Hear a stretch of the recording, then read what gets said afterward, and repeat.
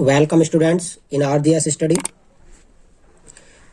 प्रिय छात्रों, आज हम लेकर आए हैं आपके लिए एक्सरसाइज 10.2 पाठ सदिश बीजगणित।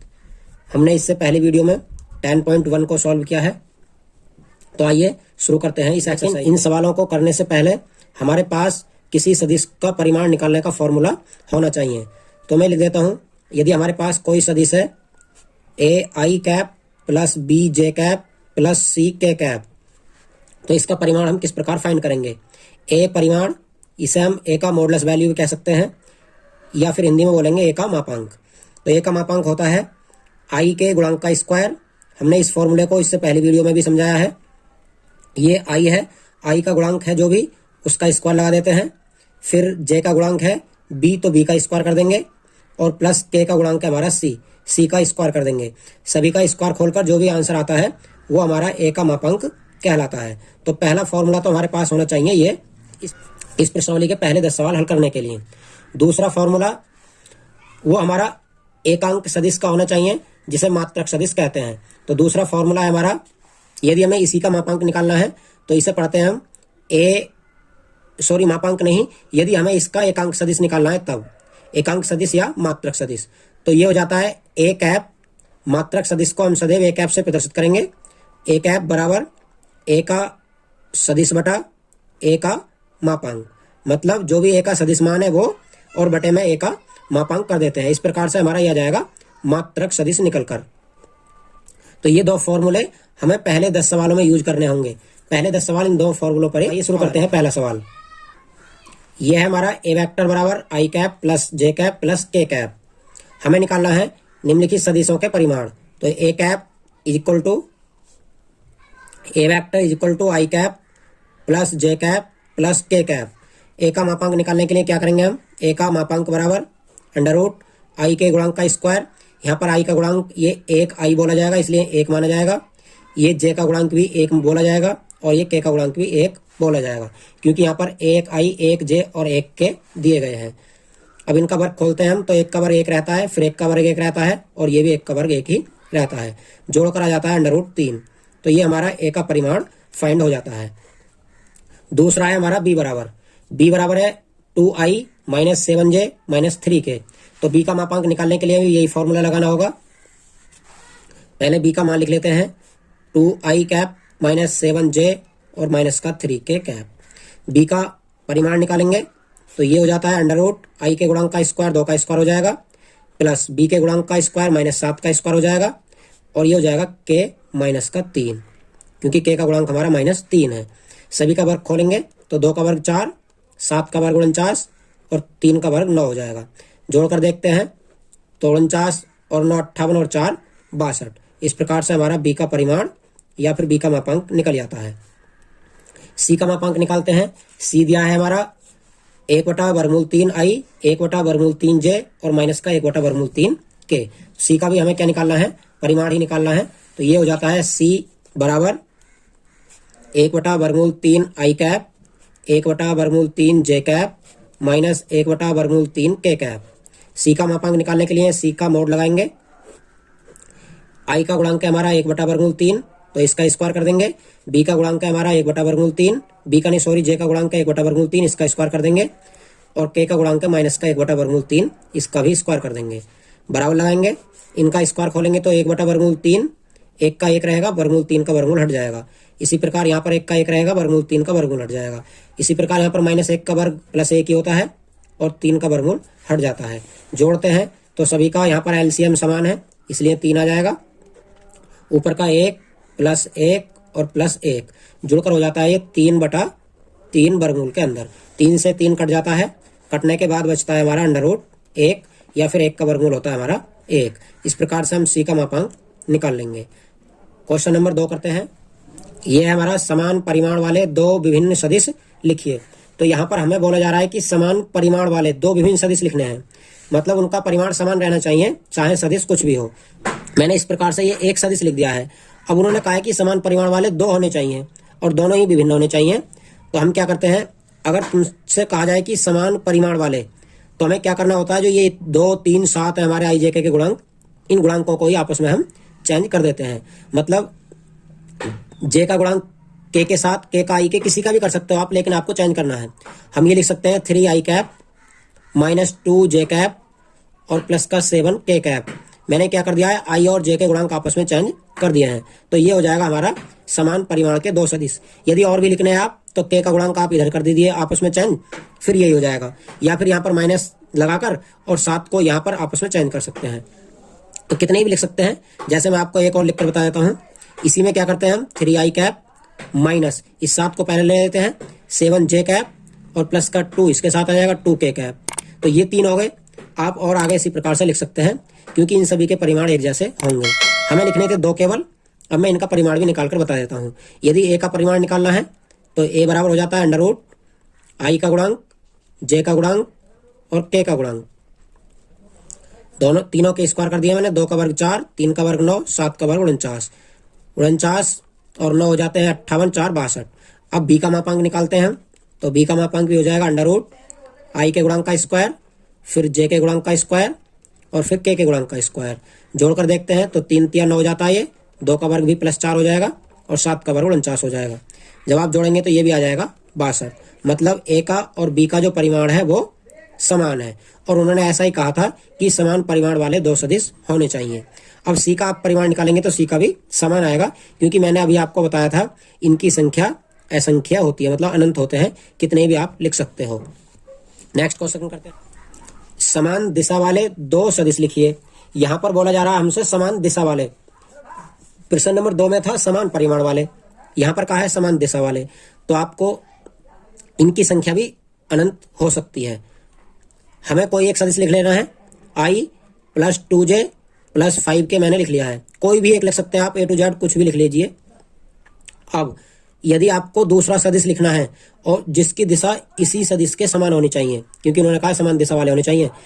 परिमाण में मैंने आपको क्या करके बताया था, इन सभी के आपस में गुणांक चेंज करके बताए थे कि 5 आगे 2 आगे ऐसा आगे पीछे कर सकते हैं, तो हमारा परिमाण समान रहता है। अब यदि आपको दिशा समान करनी है तब क्या करेंगे, तो आप इस सदिश को किसी भी संख्या से गुणा करके लिख सकते हैं यहाँ पर, तो इनकी दिशा चेंज नहीं होती है। हम इसे 2 से गुणा कर देते हैं तो ये हो जाएगा 2i कैप, ये हो जाएगा 4j कैप, ये हो जाएगा 10k कैप। इसी प्रकार से आप कितने भी सदिश लिख सकते हैं, इनकी दिशा आपस में चेंज नहीं होंगी किसी भी संख्या से गुणा करने पर। क्यों? क्योंकि सदिशों का नियम होता है कि किसी भी अदिश से गुणा करने पर सदिश में कोई प्रभाव नहीं पड़ता है, केवल उसके मापांक को उस संख्या से गुणा हो जाती है। तो यहाँ पर दिशा जो है वो समान रहेगी, केवल हमने 2 से गुणा करके इसका परिमाण बढ़ाया है, दिशा नहीं चेंज की है। तो दिशा और परिमाण आप चेंज करना सीख गए होंगे। कैसे सीखे हैं, दोबारा एक बार रिपीट कर देता हूं।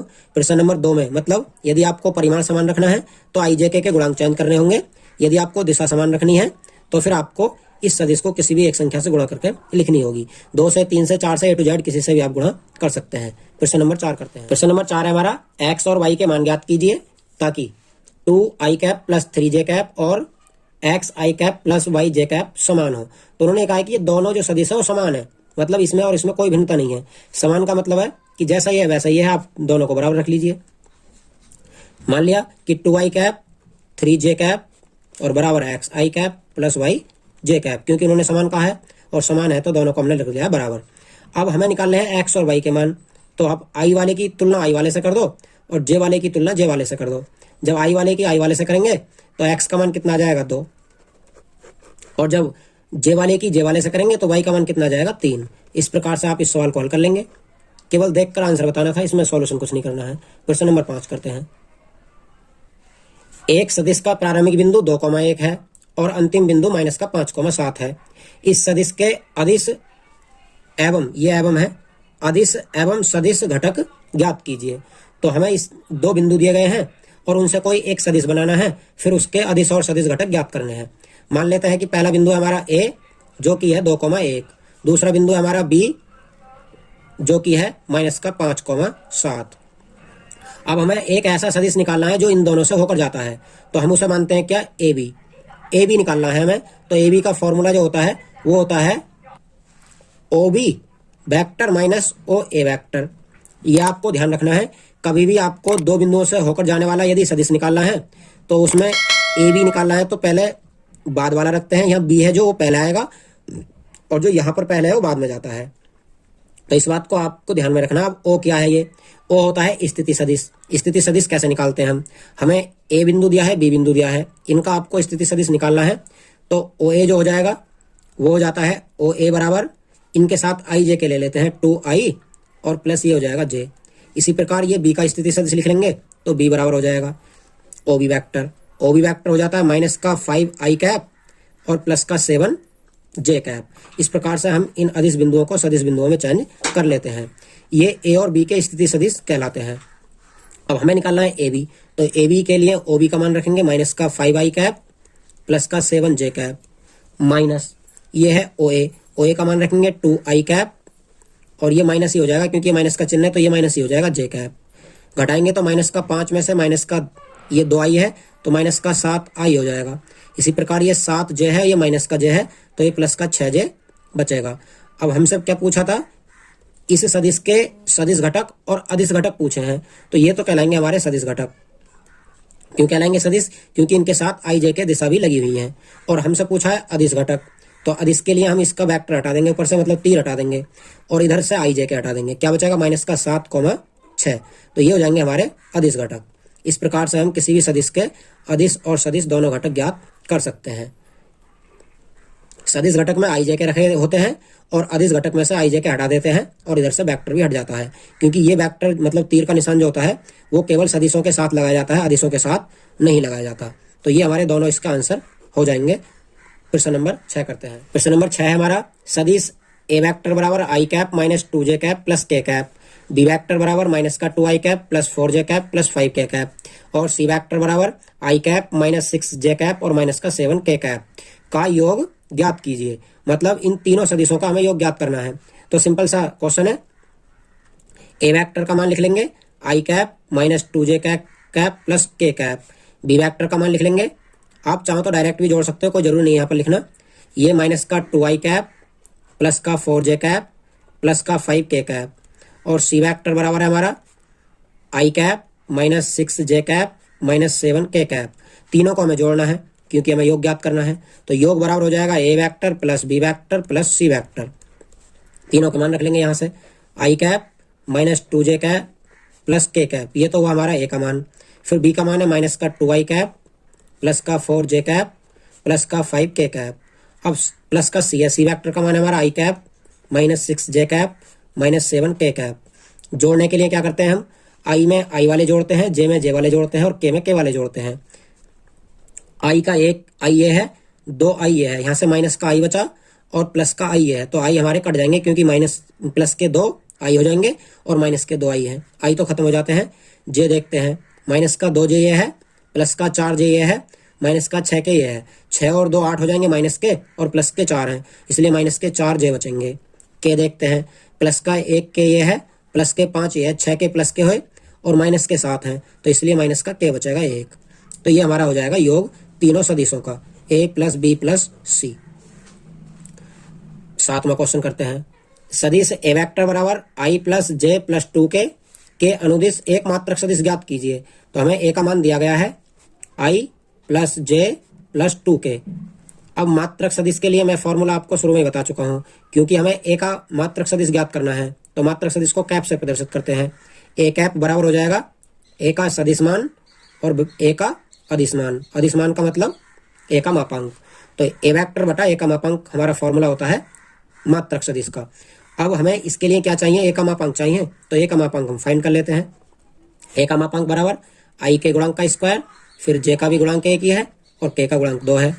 ये हो जाता है 1 का वर्ग 1, फिर 1 का वर्ग 1, फिर 2 का वर्ग 4, जोड़ेंगे तो ये हो जाते हैं 6। मतलब ए का जो मापांक है हमारा, ये परिमाण है वो 6 आ जाता है। अब हमें निकालना है ए वेक्टर की दिशा में मात्रक सदिश।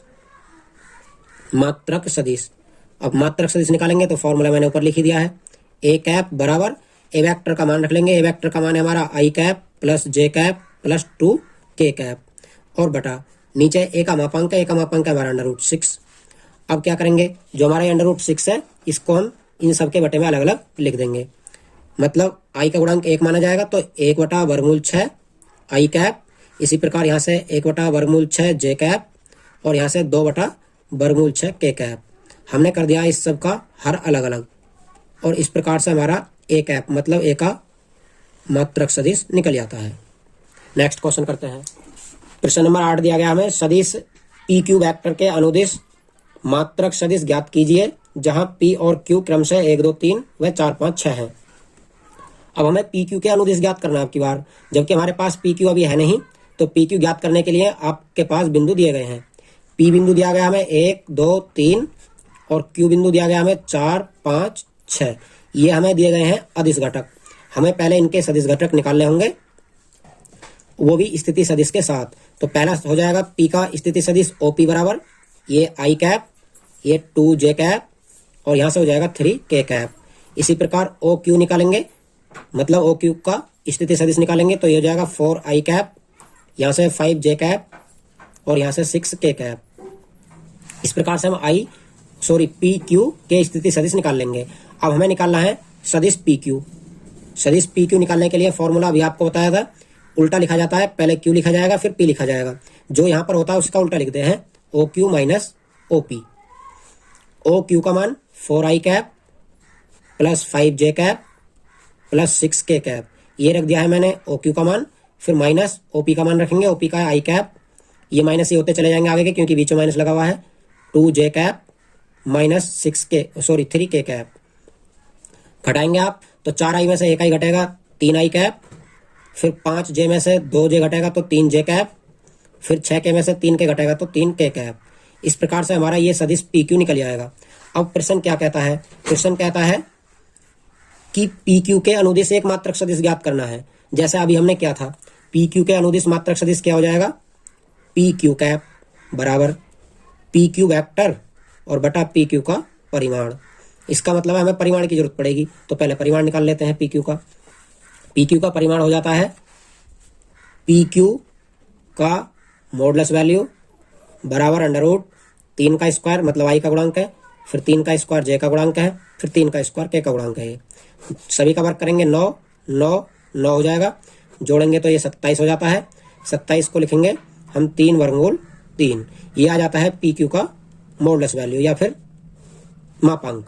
लेकिन हमें निकालना है पी क्यू के अनुदिश एक मात्रक सदिश, तो इस फॉर्मूले में इनका मान रख देते हैं। अब लिख देंगे पी क्यू के अनुदिश, पी क्यू वैक्टर के अनुदिश मात्रक सदिश, और ये हो जाता है पी क्यू कैप बराबर पी क्यू वैक्टर बटा पी क्यू वैक्टर का मापांक।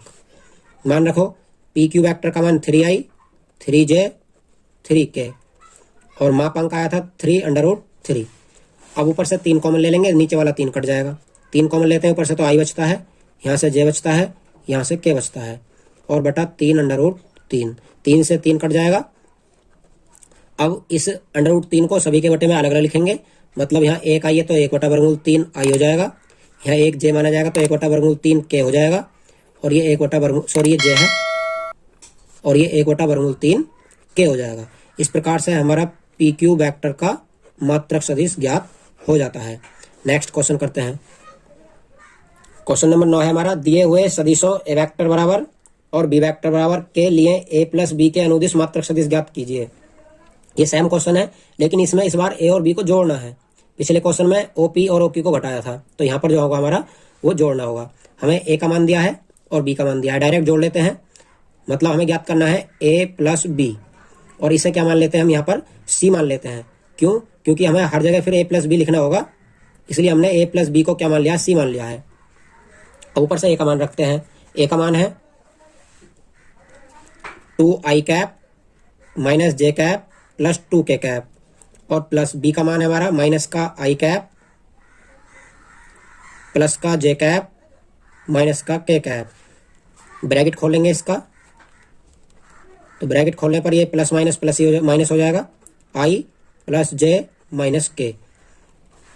अब जोड़ते हैं तो 2 आई है ये प्लस का, ये माइनस का आई है, तो 2 आई में से 1 आई जाएगा तो आई बचेगा।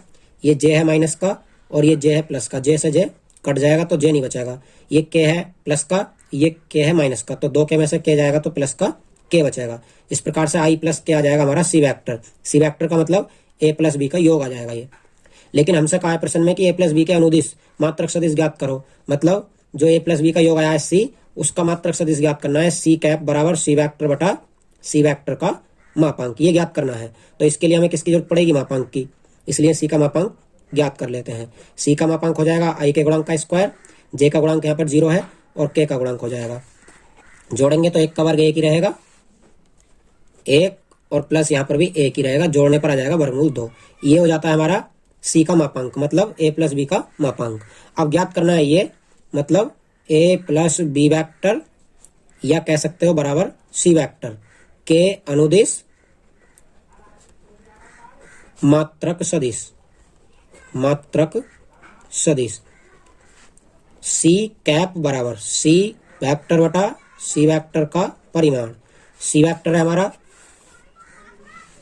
आई प्लस के और मापांक है हमारा 2। दोनों के बटे में अलग अलग लिख देंगे, मतलब 1 बटा वर्गमूल 2 आई कैप और ये हो जाएगा 1 बटा वर्गमूल 2 के कैप। ये हो जाता है हमारा ए प्लस बी के अनुदिश एकांक सदिश या फिर मात्रक सदिश। प्रश्न नंबर 10 करते हैं, ये 9 कंप्लीट होगा। प्रश्न नंबर 10 है हमारा, सदिश 5i माइनस जे प्लस 2 के अनुदिश एक ऐसा सदिश ज्ञात कीजिए जिसका परिमाण 8 इकाई है। तो अब की बार हमें मात्रक सदिश नहीं ज्ञात करना है, ऐसा सदिश ज्ञात करना है जिसका परिमाण 8 इकाई हो, क्योंकि मात्रक सदिश का परिमाण सदैव 1 होता है, जबकि हमें यहाँ पर ऐसा सदिश ज्ञात करना है जिसका परिमाण 8 हो। तो ऐसा सदिश ज्ञात करने के लिए क्या करना होगा? पहले हमें इसी सदिश का मात्रक सदिश ज्ञात करना होगा। इसे मान लेते हैं हम ए वेक्टर बराबर 5i कैप माइनस जे कैप और प्लस 2 के कैप। ये हमने मान लिया है ए बराबर। अब पहले इसका आपको निकालना होगा मात्रक सदिश, मतलब ए कैप निकालना होगा। तो ए कैप निकालने के लिए हमें ए का परिमाण चाहिए। ए का परिमाण निकालेंगे आई के गुणांक का स्क्वायर, फिर जे के गुणांक का स्क्वायर और फिर के गुणांक का स्क्वायर। जोड़ेंगे तो 25, 1 का वर्ग 1 हो जाएगा और ये 4, कितना हो जाता है? ये 30। ये हुआ हमारा ए का मापांक। और हमें निकालना है ए का एकांक सदिश या मात्रक सदिश। तो इसके लिए फॉर्मूला लगाएंगे ए के अनुदिश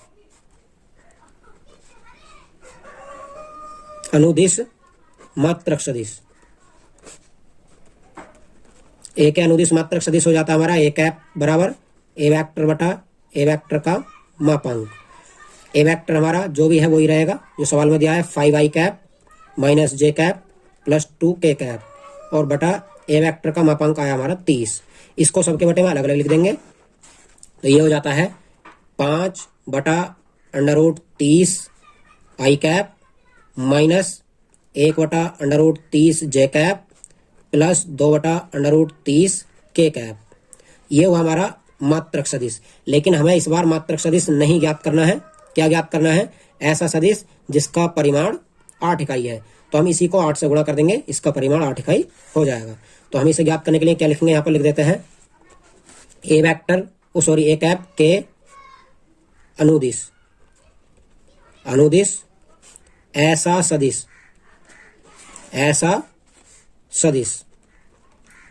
जिसका परिमाण